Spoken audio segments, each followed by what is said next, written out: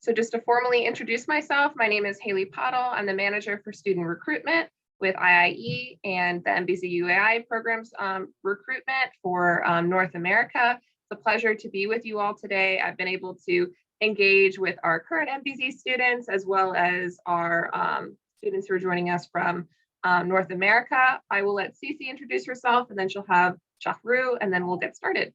So go ahead, Cece. Hi, I'm Cece. I'm based in Bangkok and I'm outreach specialist for the Southeast Asia region. So welcome any student from my region today. And thank you MBZUAI student to talk about your life and share the session with prospective student today. Thank you. Hi everyone, my name is Shahrukh. I am based in Russia.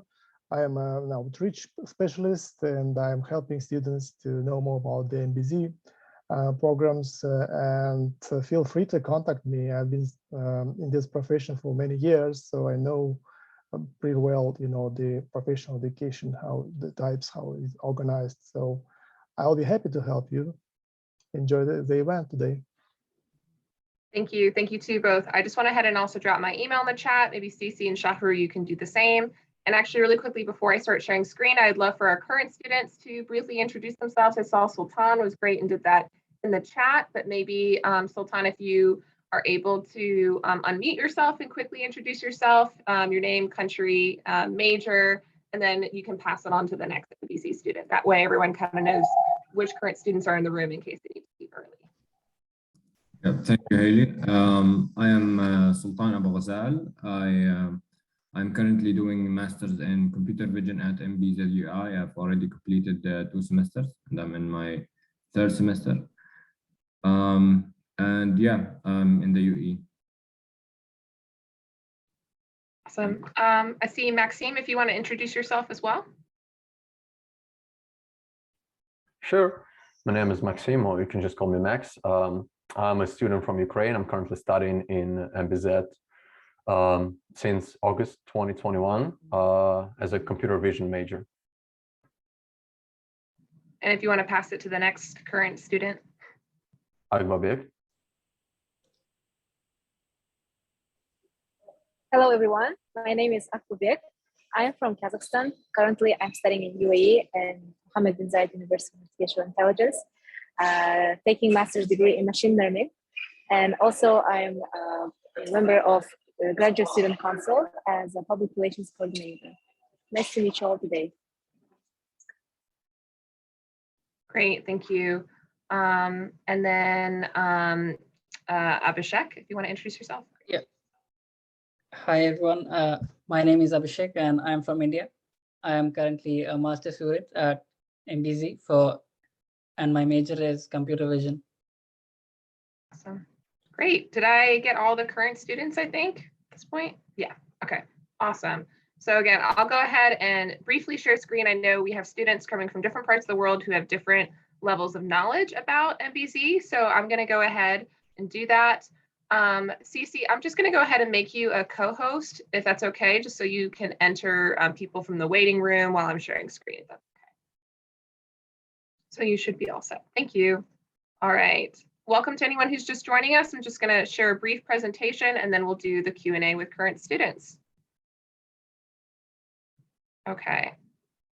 So again, we're really excited to represent IIE and support the Mohammed bin Zayed University of Artificial Intelligence, specifically their master's and PhD scholarship opportunities. It's a really exciting opportunity to have a fully funded graduate program experience in a huge hub of the world, which is the UAE, and it's really to unleash the full potential of AI. So we know everyone in this room is really passionate about STEM and AI, and this is actually the world's first graduate level research-based AI university in the world.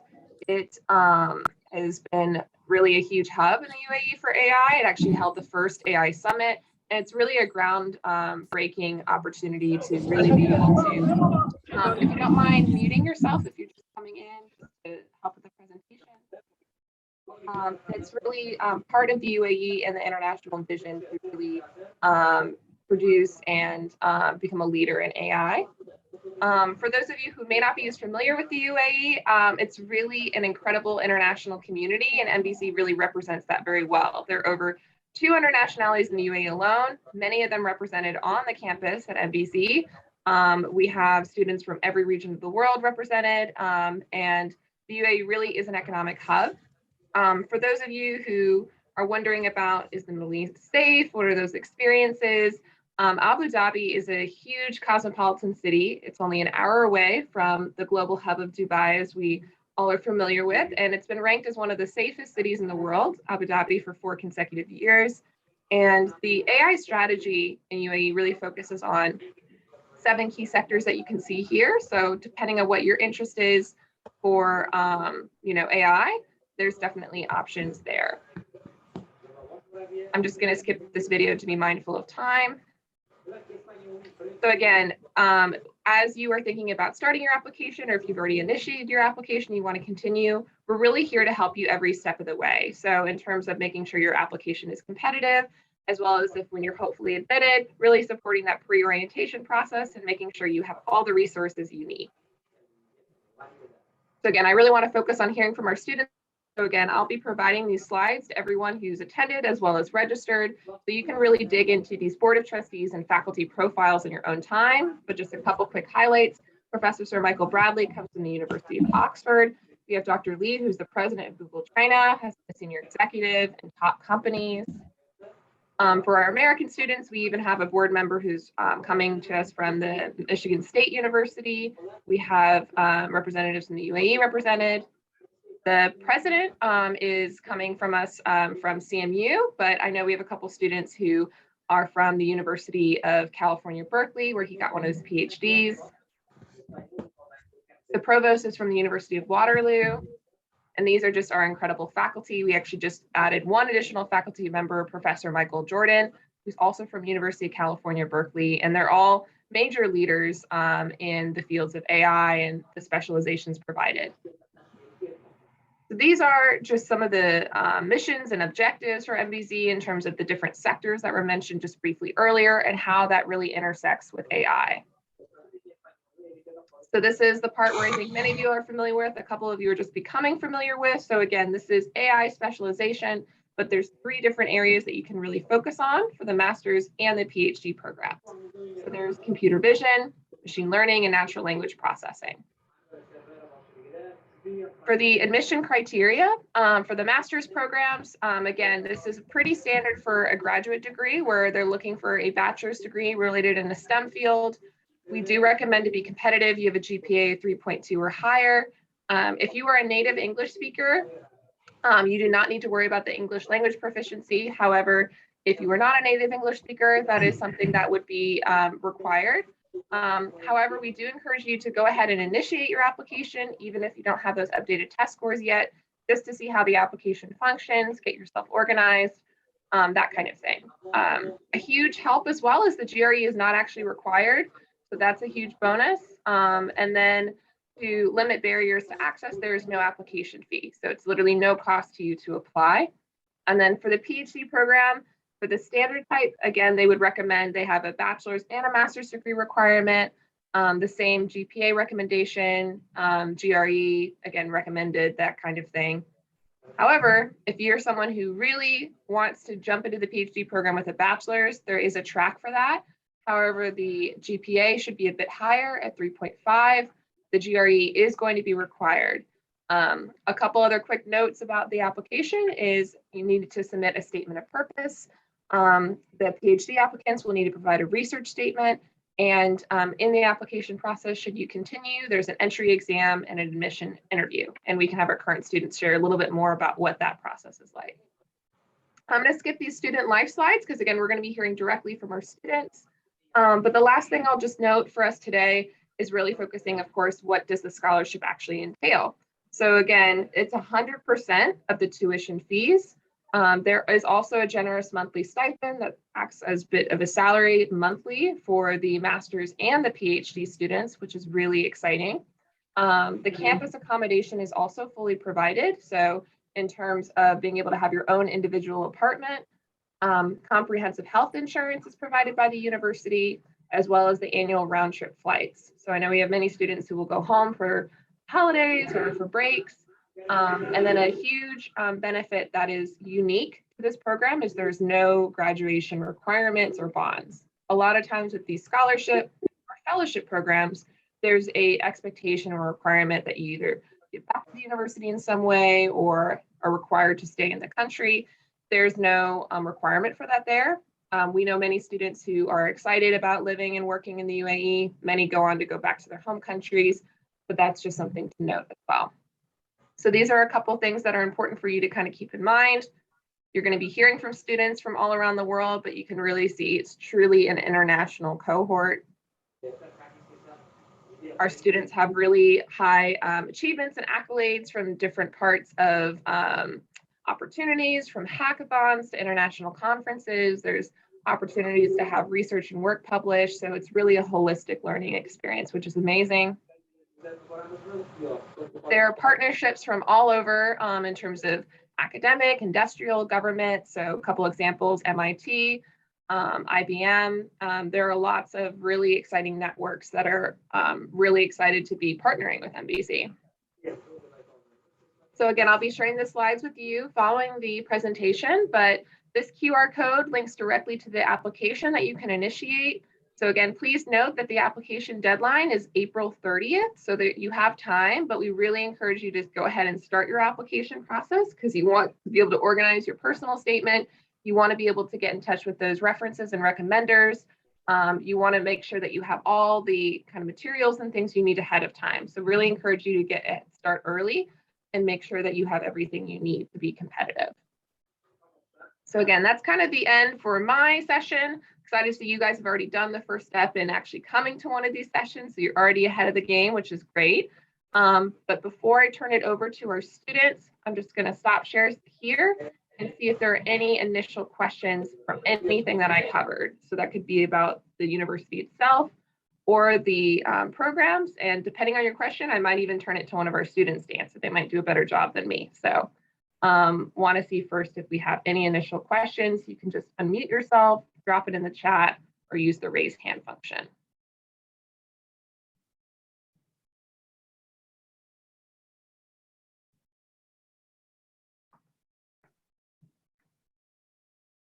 Awesome. Well, hopefully that means I did a great job and was clear and communicated everything. So again, please feel free to let me know at any time. So I'm really excited to kind of jump into our Q&A now. And we're going to have some kind of set questions that we've collected from students who've been interested to learn answers to these questions. And then we'll also give some space for you all to ask direct questions as well.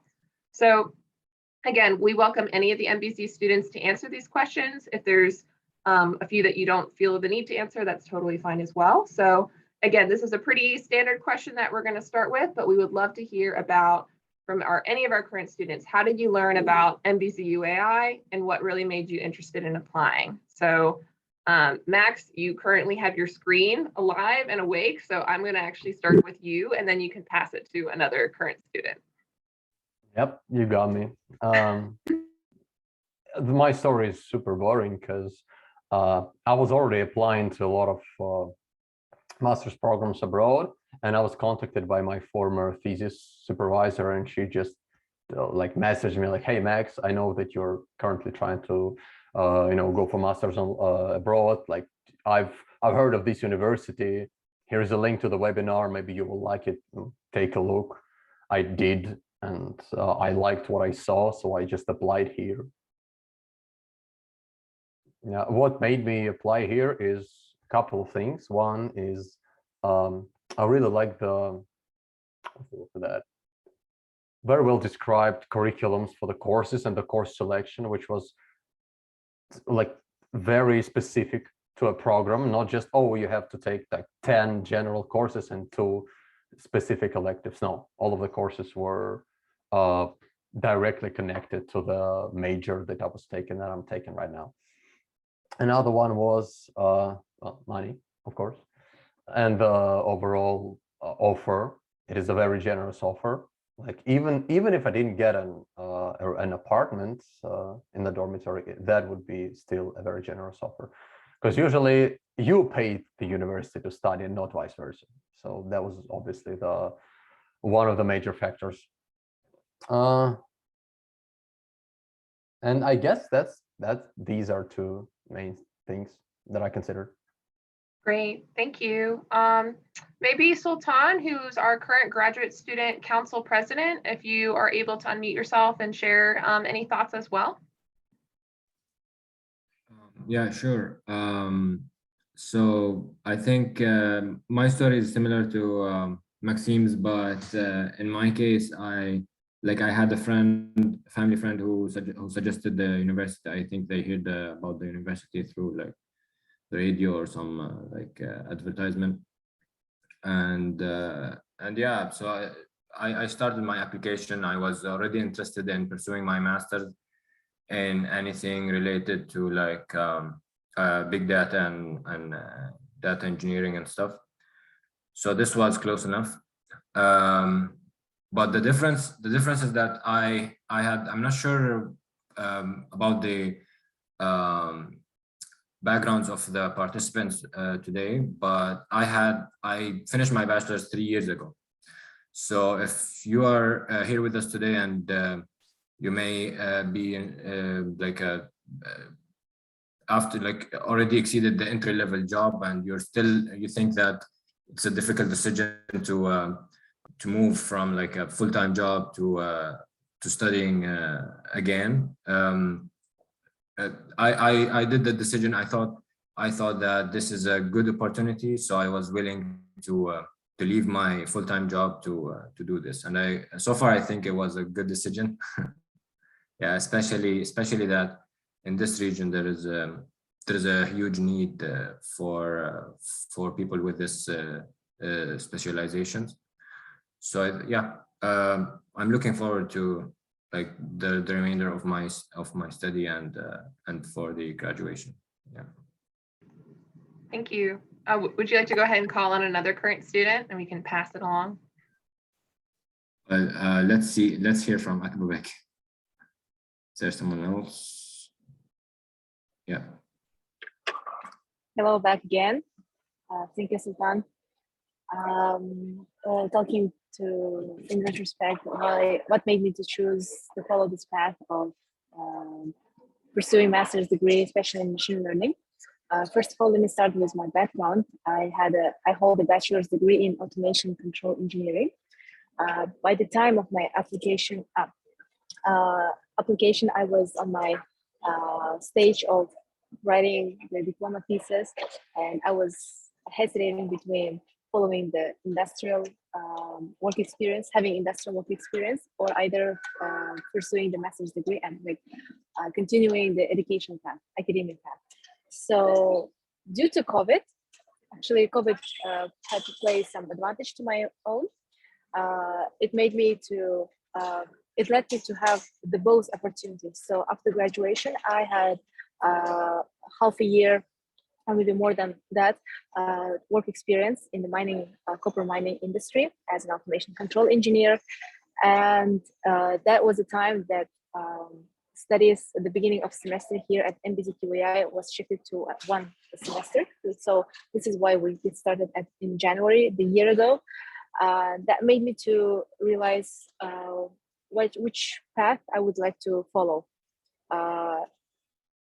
Developing and getting more qualified in the engineering field, or following some more academia way, and especially taking into account my interest in such digital and technological related aspects of our community right now going on. I had very big interest in such field. So I think having taste of both sides, I made this decision to the advantage of pursuing master's degree, especially where there were many opportunities provided by MBZUAI. And so far, as my other colleagues here, the current students were saying, I have no regret of doing this way. And nowadays, yeah, I'm taking master's degree in machine learning. And I see huge support from the university as well as from the country, providing many opportunities for those who have very big willingness to succeed in this sector. Thank you. Great, thank you. Would love to hear from our last current student, Abhishek, and then we're getting a couple questions in the chat that we'll address as well. Yeah, hi. I came to know about this program from a college circular actually, which had all the details about the scholarship and the programs offered. So like Maxim and Sultan, I was also looking for further studies programs, higher studies programs at that time, and I applied to the same thing. Wonderful, thank you. We have a question in the chat from Abel Manzar, who's from Kazakhstan, asking if it's difficult to study at MBZUAI and what would you recommend to strengthen your candidacy. I'd love to go back to Akbabek first, since I believe you're also from Kazakhstan, and see if you have any insight for your fellow Kazakh peer, and then we can also hear from other current students as well. Thank you for the question, guys. I'm receiving many direct messages right now. Thank you for your interest in our university. I'll be really glad to follow up with more questions and give you some more feedback. So regarding the question about how to strengthen the candidacy, I think in my personal opinion, the thing that would make you as a stronger and more competitive candidate for the admission program would be your academic as well as extracurricular achievements. So if you have some publications you have done so far, if you have published so far at least once, or if you have participated in many contests and competitions, make sure to put this into your application profile. And also job experience as an intern, or maybe part-time, or maybe full-time.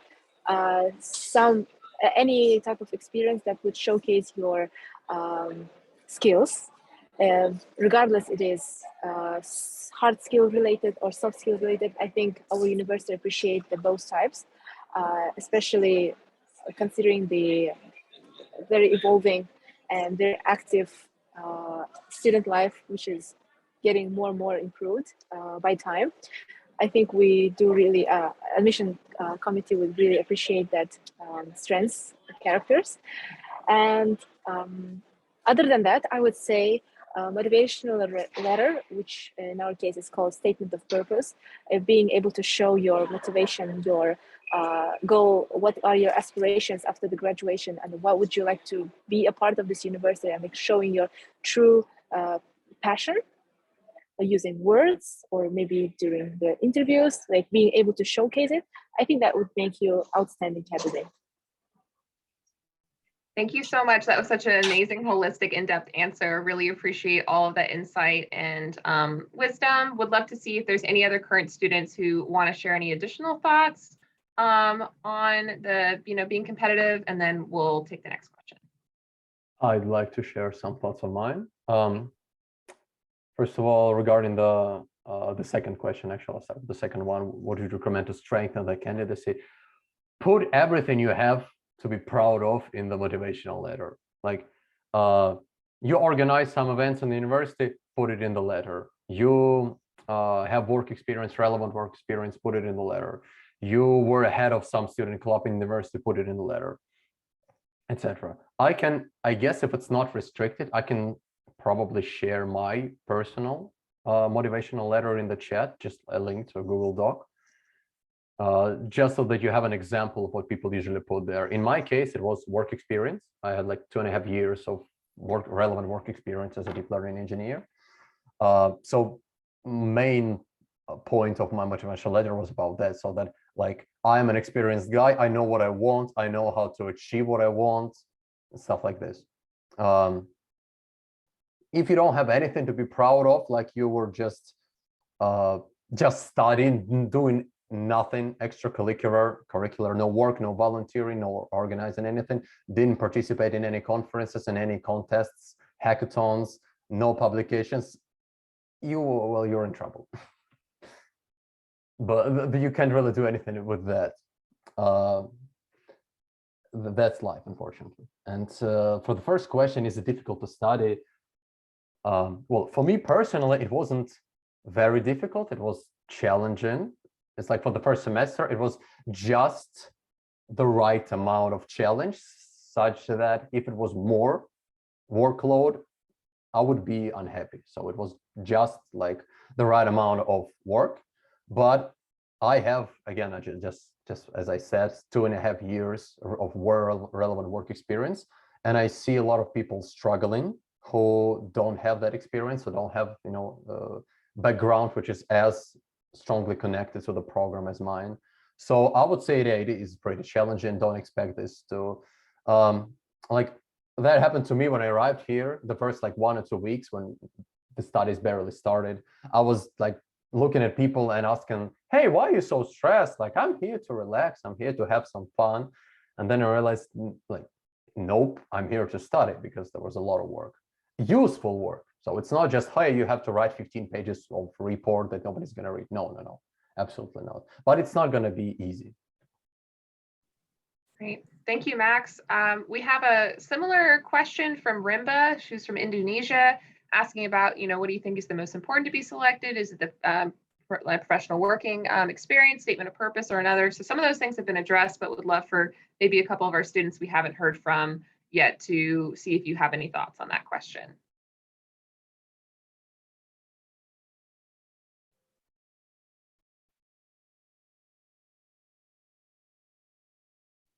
Maybe Sultan or Abhishek, if you have any thoughts on any of those aspects of the application. Yeah, so in that aspect, if it is professional working experience or statement of purpose, I believe all of them matter equally. Like Agbobek and Max said, you have to put out everything in front, and yeah, extracurricular achievements do matter a lot, be it publications, volunteering, or any participation in any competitions or something. So yeah, everything matters equally, in my opinion. Yeah. Also, the GRE is not, as Haley mentioned, that's not requirement. It's not a requirement, but it would greatly enhance your application, the GRE result. So yeah, there is that. And a good point made by Maxime about the extracurricular work. It shows that, especially also the point about knowing what you do. If you seem like you have a clear path and your statement of purpose, then that would definitely be a strong give you a strong push in the application process. Yeah. Great, thank you, Sultan. Go ahead, Max. Just to sum it up, we cannot really tell you exactly how the applications are processed and chosen, because we don't know that. But you just have to show that there is something, a reason why the university would want you. It can be any of those reasons. It can like work experience, extracurricular activities, social activity, whatever. It can be multiple reasons. So there is no most important aspect. For example, in my case, I didn't have anything to show in terms of like social activity, like organizing events, participating in conferences. And I also didn't have a GRE. I didn't even take it, but I still got accepted because I had something else to compensate for that. So it can be anything as long as you have something to show off, basically, how good you are in something relevant to the program. Thank you all, that's really helpful. I also just see that we have another current student who is able to join us, Ferris, who's here. I'm not sure if you're able to unmute yourself, but you're welcome to introduce yourself. If not, you can do so in the chat. Yeah, sure. Hi, sorry, I've joined a little bit late, but I was in the Energy Summit and I'm just walking into the campus. So my name is Faris. I'm a master's student in machine learning department, and good to see a lot of you are here. I'm moving around the campus, so yeah. Getting our own private tour, I love it.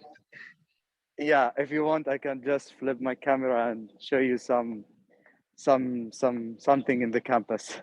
Yeah, please do. We'll continue to address questions, but yeah, I would love to see your campus view. That would be great. Yeah, sure. So I can take you in the tour of the campus. This is where the place that we are living in. Here's Ahmad.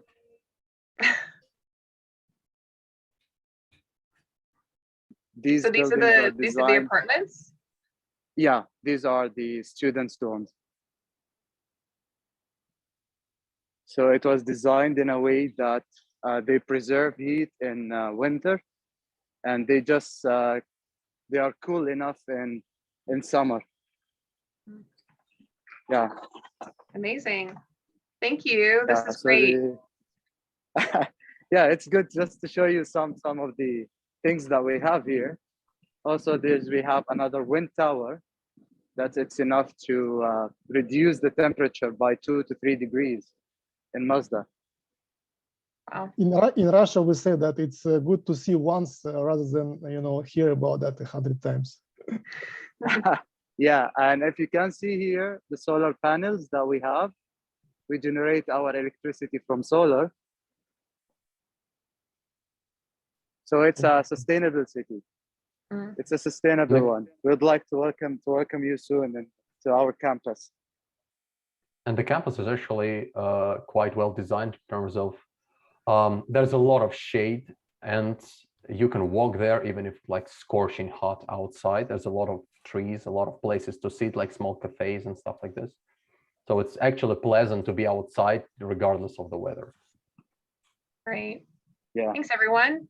We have lots of questions coming in the chat that I want to make sure we address if we have time as well. We have a question from Laislin, who's from Russia, has a couple of questions asking if there are age limits, noting if they have a master's degree in mechanical engineering, if it's acceptable, and then talking about the second stage, which I think is addressing the entry exam. So I can quickly address the first two. So again, the focus from MBZ is really on your academic experience. So again, there's not really a focus on if you're, say 22 or if you're 28 or those kinds of things. It's really focusing on if you have for the master's program, the bachelor's degree, or if you have the equivalent requirements for the PhD program. And a master's degree in mechanical engineering is very much following the criteria for the STEM majors. Something I have heard from current students is that having a good grasp on mathematics is really important for the entry exam, but would love to hear from any of our current students about that second stage for the entry exam. I can add to that. Sure. I personally know several people who are over 30 and they seem to blend in just fine. So they're studying with us. We work together on some problems in class, the project. So the age is, I guess it's not, I'm not sure about like the official limits, but in terms of how well will you be, how easy it will be to be in the same society with younger kids, basically like me. It is pretty easy, no discrimination, no anything. So no worries about your age. It's never late to change something in your life. What was the second question? About the mechanical engineering part. And the entry exam. Entry exam is, I can't really comment on that because it was basically an online test, like multiple choice test, 40 questions, 30 minutes, something like this, or vice versa. It was mostly about math. It had like one or two very weird, super specific questions about programming, which I did not expect to see there, but I guess, well, the test, I was in the first batch who had the test at all. So I assume the content of the test will change, and they will adapt it to reflect more what they want from students, from prospective students. So it's mostly linear algebra, a little bit of basics of programming, and a little bit of machine learning. And it wasn't really hard. It is mostly basics. And in terms of degrees, mechanical engineering is obviously fine, but just one thing that I see that a lot of students are struggling with here is programming. So if you apply now, you get accepted, you have a couple of months left, and you're like, okay, what should I learn now before studying? Programming, Python, basics of programming, data structures, algorithms, because we don't have courses we don't have courses on specifically programming, but the programming is required for a lot of courses, for assignments, and it will be required anyway for your research project. So you don't really have a choice. Great. Anyone else have anything to add to that question?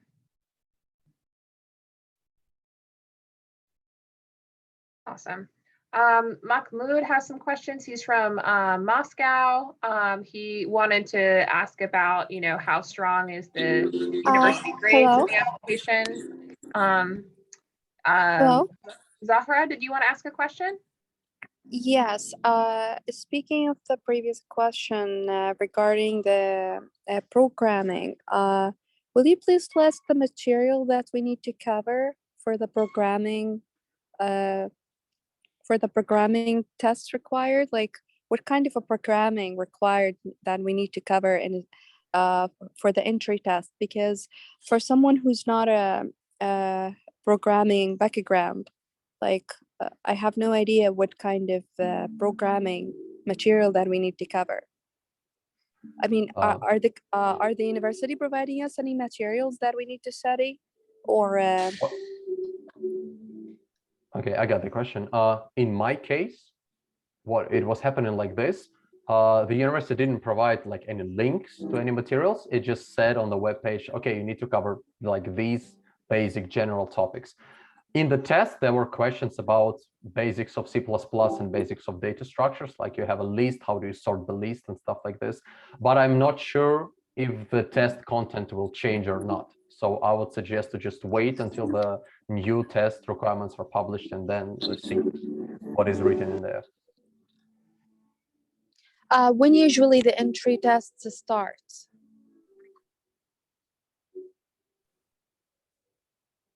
So the entry test I got is scheduled right after your submission. Like it's somewhere between your submission and your interview during the process. So during the time that we need to study for these. Yes, you could say that. Yeah, I would suggest you should obviously prepare for the test because it directly affects if you're going to get accepted or not. I do understand. I'm just asking, like, if the university will provide any material for us, or are they providing any reference, like books, or they are just highlighting the topics that we need to cover or we need to study? Because I'm not really aware of. Yeah, last year they just highlighted the topics, and you could study them everywhere, like wherever you want. But I don't know what's going to happen this year. So. Okay, thank you. Great, thanks, Sarah. So we're going to go ahead and address a couple more questions that are in the chat here. So again, there's kind of the questions about that we've already addressed in terms of work experience being important. I can address really quickly Mahmoud's question about how big the competition for admission is. So there are thousands of applications that get submitted from all around the world. So it is something that, again, it's a full scholarship.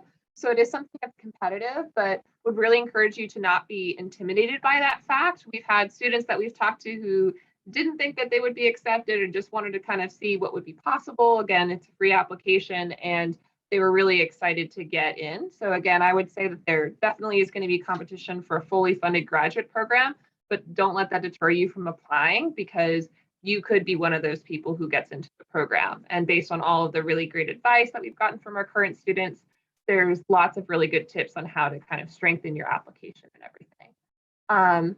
Thank you so much, Cece, for putting the entry exam prep guide in the chat as well. That will also be a great resource, and I can make sure that also gets sent out. Anyone who's tuning in and watching this a little bit later, that would be great as well. Continuing on for the questions as well, we have one student who applied in 2020 didn't get accepted. They're going to try again this cycle. Definitely take the notes from today's session in terms of how to strengthen your application. You're welcome to also reach out to any of us on the team. Again, you have my email. You can set up a time to chat with me as well. We had a question about if the entry exam is hard, which I think is pretty, was kind of answered in the question as well, in terms of just what you need to do to prepare.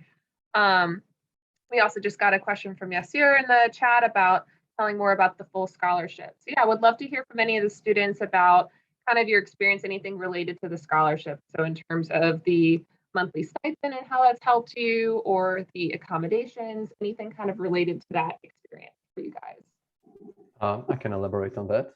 Sure. The scholarship is 8,000 dirhams, which is 2,100 something dollars per month. Is it enough?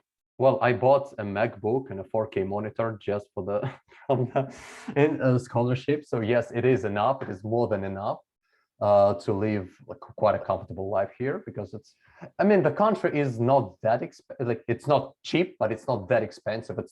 It's nowhere near the price levels of like Norway or Switzerland or even parts of the US. So no worries. Like, you're gonna have enough money, and maybe you can even save up and maybe send the money to your family who's gonna stay in your country. That's an important thing for you. So no worries about that. The accommodation compared to the dormitory rooms in Eastern Europe, this is just on another level, because I have an apartment. It is not a huge apartment, but I have a personal apartment just for me. And I have like the washroom, I have the small kitchen, I have a table, lamps, whatever, like I had a very nice bed with a very nice mattress. I have a balcony, so the accommodation is pretty good. I would say, like, for a dormitory room, it is a really good dormitory room. Yes. And again, nobody's forcing you to live here. So if you want to rent an apartment for your own money, well, go ahead.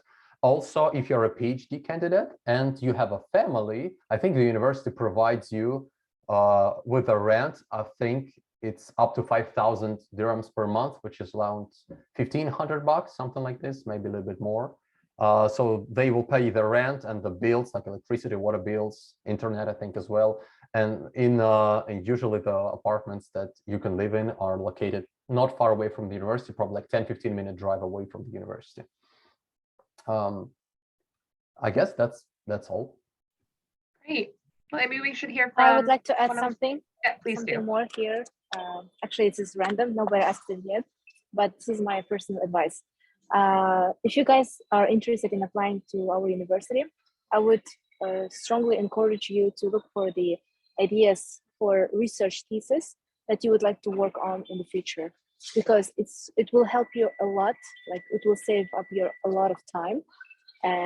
And since you know what would you potentially or possibly would be working on during your master's or PhD here, it will narrow down the search for the professors or supervisor that you're going to be choosing during your first semester or maybe second semester. So my advice is to pick up your own topic of interest, or at least start researching, knowing about that more. Look for some ideas. What I really mean is like not coming here with empty mind. You know what I mean? So come align and narrow down your interests. Explore about yourself, explore about your interests more, and that would be, I think, so helpful for you in the future. I can add to that. This is a very important top point. It sounds a little bit, harsh, like don't come here with an empty mind, because that's what I did. I didn't know what I was gonna do for my research. So, and I'm fine, nothing happened, so don't worry about that. But it will be very helpful if you spend time before coming here and think, what would you like to take as your research? Just the topic, the level of details and the topic for yourself. It should be like, okay, I'm gonna do something with like instant segmentation, maybe like real-time segmentation, or maybe I want to do some, I don't know, optimizing graph neural networks and something like this. So it doesn't have to be super specific, but it would be nice if you have the general direction and you look up the faculty profiles beforehand, because what the procedure is as follows: like, you come to the university, the studies, the lectures, the classes start. Then you have like a month, I think, or maybe 2 months to choose your supervisor, your primary, secondary supervisor. And you can save that time and just contact them beforehand if you already know what you want to do, instead of just trying to run between the professors' offices and just try to talk to everybody. You can do that beforehand. So consider that. I would like to ask something. Sure, go ahead. Okay, speaking of PhD candidates, okay, if I'm coming from engineering background, like for bachelor's and master's. Okay, so I never done much of the programming, coding, and AI before. Would it be hard to assign myself for PhD directly, or it will be it will be better if I can start with a master's, and from there I can upgrade later on for PhD? Is it the way? I Or think in the university right now, PhD students and master students, the first, like at least the first year, they have the same courses, so it doesn't really matter. Second year for masters, it's research. Second year for PhDs is extra courses that you take that, you know, that more specific courses related to your research.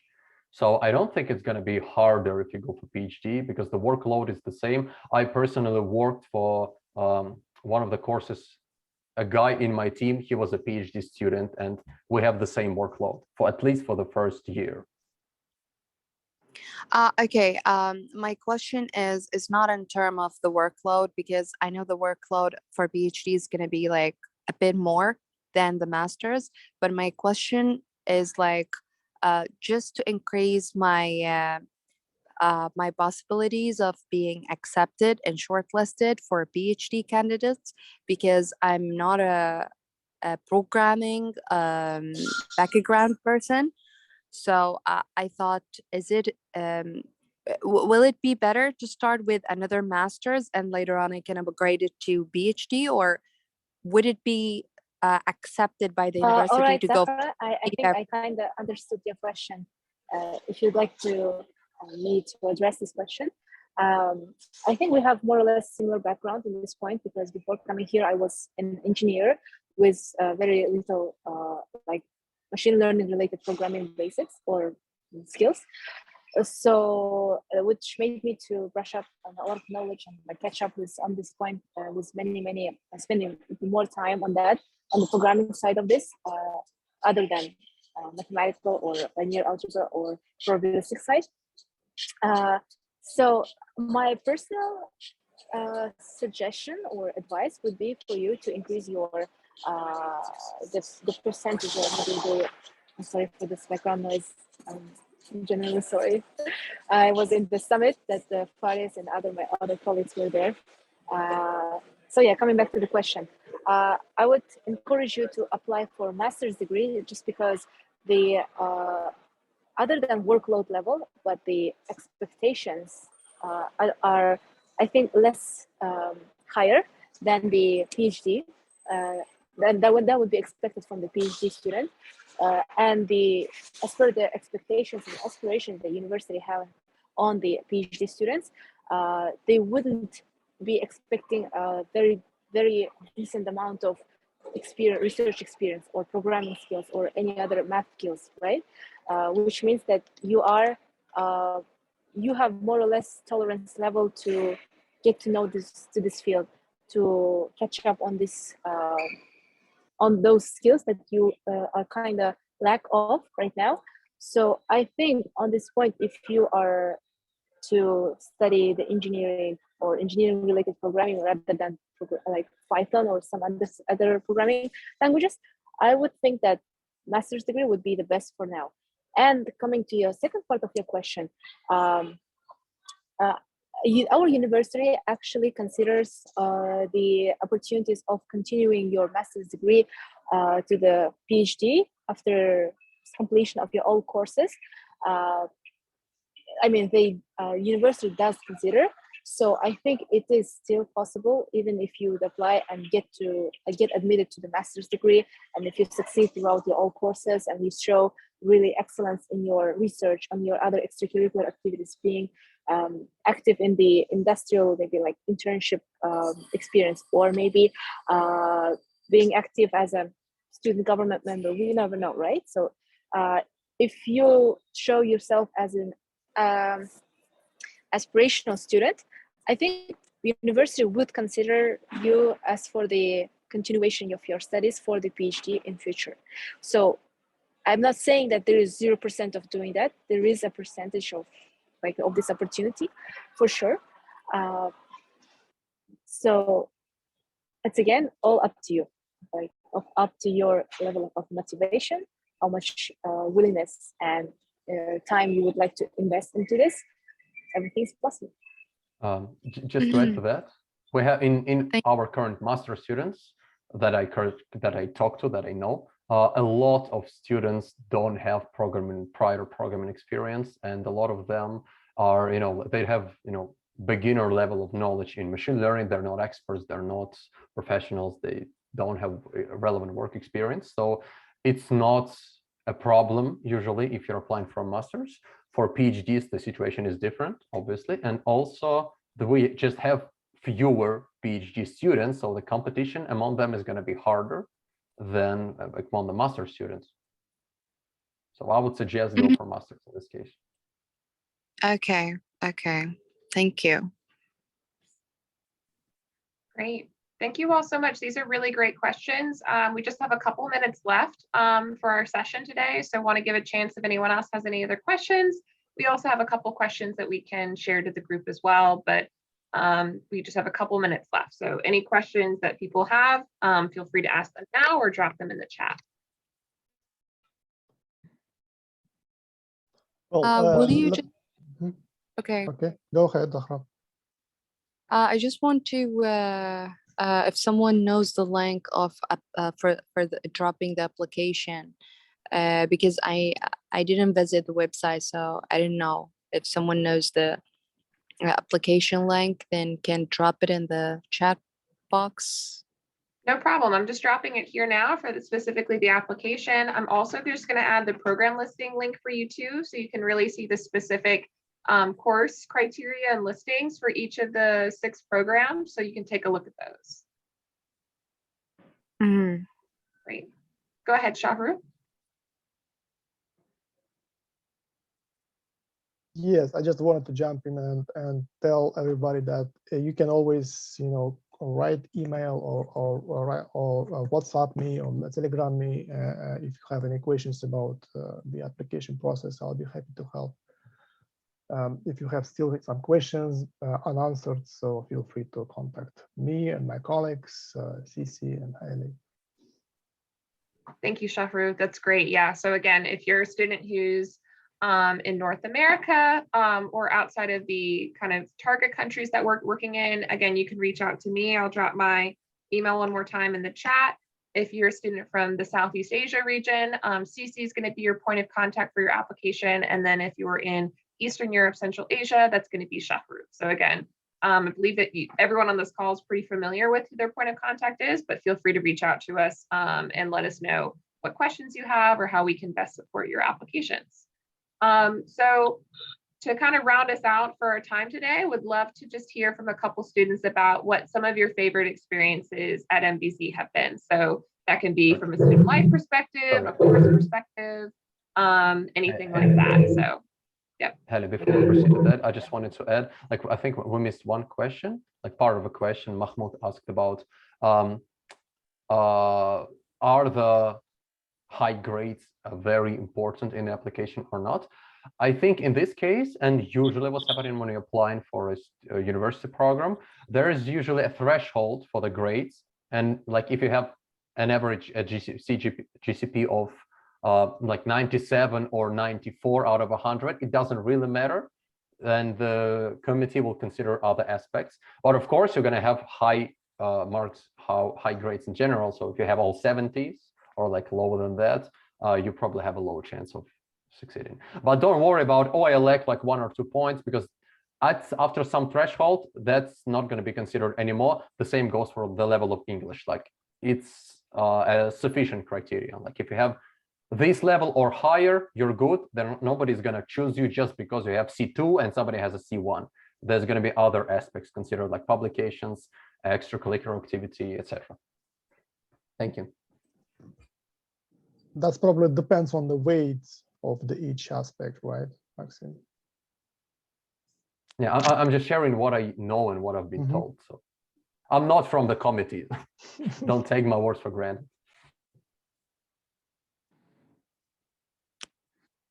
Anyone else have any experiences that they would like to share from MBZ that have been highlights for them at the university so far? Yes, I would like to share about that. The International Day that happened in November, that was a big highlight throughout the last semester.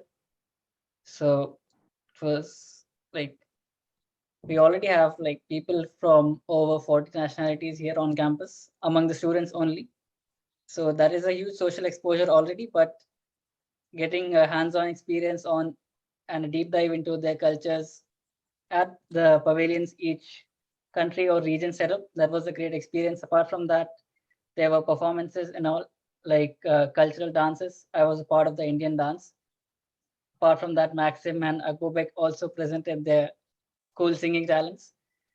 So yeah, that was one big highlight.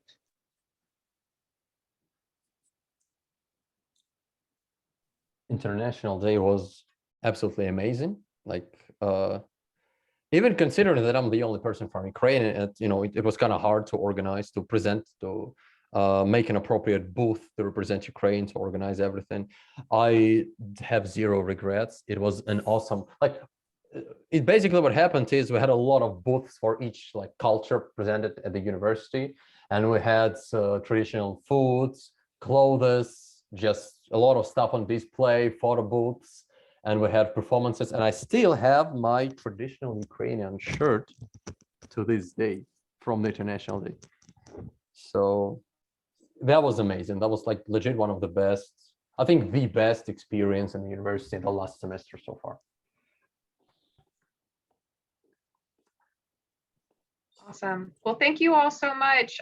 We're just hitting at the end of the hour, so I want to be mindful of everybody's time and wrap up today. So I'd love to give a huge round of virtual applause to our amazing current students for sharing their experiences at MBZ, their application tips and suggestions on how to be a competitive applicant to submit your application for fall 2022 admission. So again, you have our contact information. I'll be following up with everybody who registered and who attended with the recording for today's session. So if you want to go back and watch it, I will also share the slides from today, as well as some additional resources for your application. There are great questions. A couple students are asking if there are any more discussion panels. They're going to be a similar format to this. There's 2 more offerings this month, and I'll share those as well in case you want to come back. We're also going to have some continued sessions February, maybe later on, and maybe we'll be able to kind of tailor those discussions a little bit more. So again, I'll connect with Sultan, who's the president of the Graduate Student Council, as well as our student volunteers, to perhaps have some more offerings that are going to be more specific topic based and such. So we'll be in touch soon with that, and you have our contact information. But I'm going to go ahead and stop the recording here and thank everyone for their time.